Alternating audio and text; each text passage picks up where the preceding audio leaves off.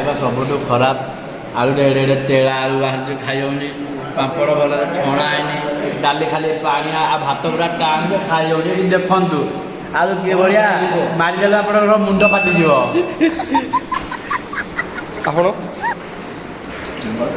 କ'ଣ ବା କହିବି ଏଠି ଭାତ ଦେଖନ୍ତୁ ଭାତର ଅବସ୍ଥା କ'ଣ। ଆଉ ଇଏ ଦେଖନ୍ତୁ ଖାଇବା ଡାଲି ଦେଖନ୍ତୁ ଡାଲିର ଇଏ ଅବସ୍ଥା ଦେଖନ୍ତୁ। ଆଉ ଇଏ ତ ହେଉଛି ଆଳୁ ଯେଉଁ ଭାଇ କହିଲେ କଠରୁଆ ଆଳୁ ତା ସହିତ ଏକ୍ସପାରି ପାମ୍ପଡ଼କୁ ଛଣା ହେଇଛି। भाई मारो मुझे मारो मारो मुझे मारो मारो नहीं ये मजाक हो रहा है।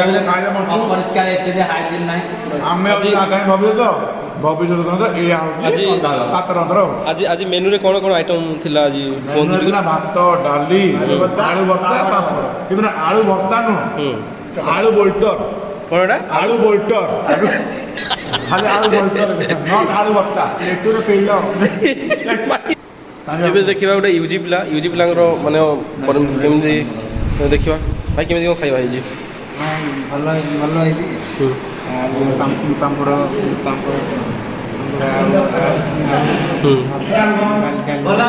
ଠିକ୍ ଅଛି ସବୁ ଧନ୍ୟବାଦ ଭାଇ।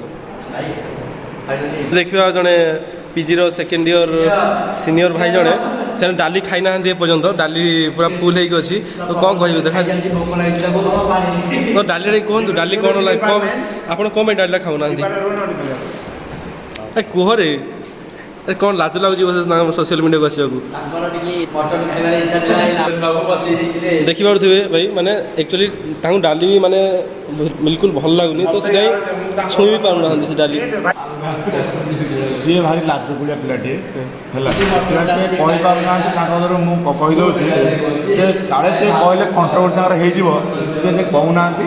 ତାଙ୍କରି ମନରେ ଏ ଗଭୀର ଅଫସୋସ ଅଛି ଯେ ଡାଲିଟା କାହିଁ ପାଣିଆ ହେଉଛି।